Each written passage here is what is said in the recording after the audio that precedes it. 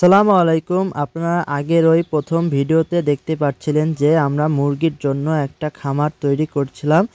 তো সেটাই দেখার জন্য ভাবি আর ভাতিজারা মিলে আর আমি মিলে চলে গেলাম ওই খামারটাকে দেখার জন্য।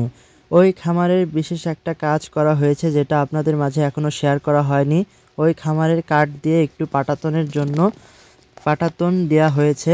তো নিচ দিয়ে কাঠ দিয়ে এবং ইট দিয়ে ভালো করে প্যাকিং করা হয়েছে। দেখেন এটা অনেক মজবুত হয়েছে। ভাতিজাদের উঠিয়ে দিল এবং আমি বললাম যে ভাবি আপনিও উঠে যান। তো ওই সাইড দিয়ে ঘুরে এসে উনিও উঠে গেল উপরে, দেখলো যে ভাই ভালোই শক্ত হয়েছে, তো তুমি উঠতে পারো। আমি বললাম যে না, আমি উঠে চেক করেছি এবং আপনারা দেখেন নিচ দিয়ে অনেক শক্ত মজবুত করা হয়েছে যেন মুরগিগুলো ওঠালে কোনো সমস্যা না হয়।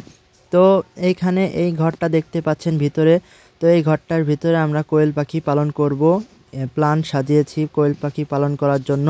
তো ভাবি দেখালো যে এদিক দিয়ে এক লাইন, এদিক দিয়ে আর এক লাইন কোয়েল পাখি রাখবো। এখানে সর্বোচ্চ 1 থেকে 2000 কোয়েল পাখি খাঁচাভাবে পালন করলে রাখা যাবে। আর ছেড়ে পালন করব না, কারণ ছেড়ে পালন করলে কোয়েল পাখির অনেক ধরনের রোগ জীবাণু ছড়ায় এবং তুষ দিতে হয়। তুষ দেওয়ার জন্যই আমরা এটা করব না। তো দেখতে পাচ্ছেন ভাতিজাগুলা মার সাথেই থাকে। আর এই দেখেন একটা ফুল গাছ আছে।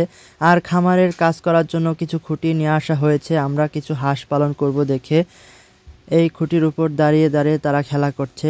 আর বাগানের ভিতরে দেখেন অনেক রকম গাছ আছে। তো ভাবি আমাকে নিয়ে আসলো যে চলো ভাই আমরা পুকুরের সাইডে যাই। খামারের জন্য একটা গাছ ফাড়াইতে দিছিলাম, গাছ কাটতে দিছিল। ওই গাছের কাঠগুলো এই যে দেখতেই পাচ্ছেন। আর ওই আগের ভিডিও যারা যারা দেখেননি তারা চ্যানেলে ঢুকে ভিডিওটা দেখবেন গাছ কিভাবে নিয়ে গেল বাড়িতে থেকে। তো ভাতিজারা আস্তে আস্তে নেমে আসছে তার আম্মুর দিকে।